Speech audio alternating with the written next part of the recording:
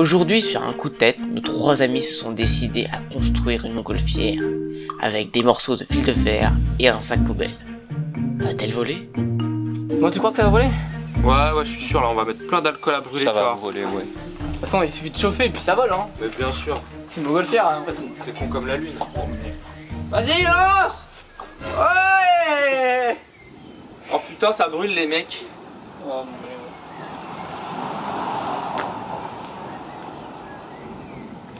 Bah tu vois, c'est une montgolfière mais j'en suis pas fier. Hein.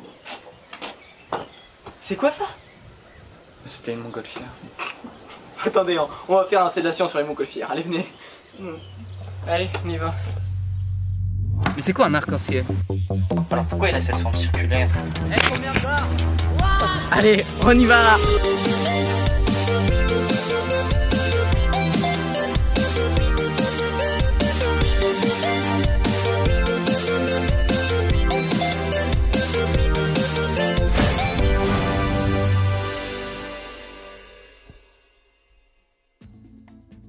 Voler est un rêve qui hante l'esprit des hommes depuis la nuit des temps. Vous savez, voler comme un oiseau, tel Icare. Mais certains me diront qu'aujourd'hui, il est assez facile de voler.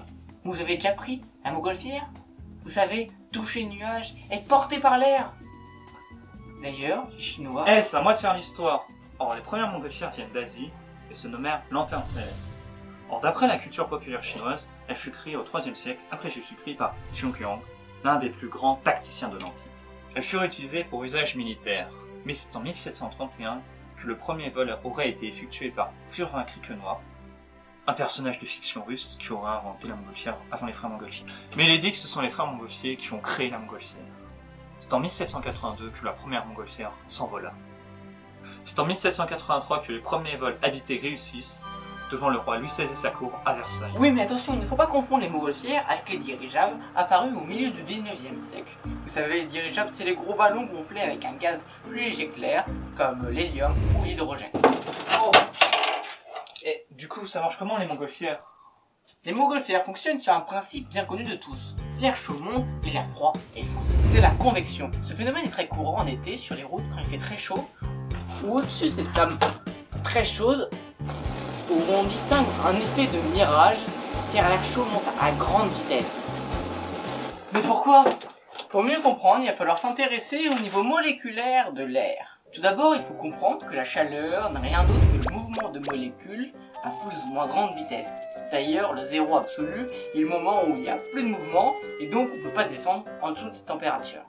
De cette manière, plus la température monte, plus la vitesse de ces molécules augmente. Disons que l'air est composé de toutes petites molécules espacées de manière égale. Plus leur vitesse de mouvement sera élevée, plus elles vont se rentrer fréquemment dedans. De cette manière, l'ensemble occupera plus d'espace. Maintenant, pour un même volume d'air donné, disons 1 mètre cube pour pas se compliquer la vie, celui-ci aura une masse de 1,204 kg à 20 degrés, alors qu'à 70 degrés, il n'en fera que 1,044 grâce à peu près à un équivalent de la poussée d'Archimède. Comme cet air chaud sera moins dense, il va monter. Et en pratique, ça marche? Ah, bien sûr, viens voir, regarde. En pratique, bah bien sûr que ça marche, regardez. Le problème de votre montgolfière était principalement le fait qu'elle était trop lourde. Car on a vu tout à l'heure que l'air plus chaud permettait d'être plus léger, mais pas tant que ça. Donc il faut un gros ballon. Ici j'ai un ballon d'1 mètre cube qu'on va chauffer à l'aide d'une lampe à souder. Donc on va me placer ça en hauteur. Donc on va commencer à chauffer.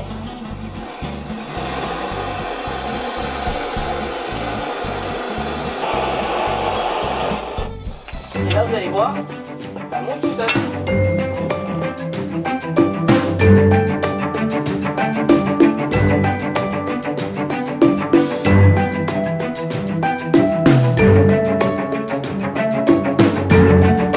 Alors c'est pas pour la science.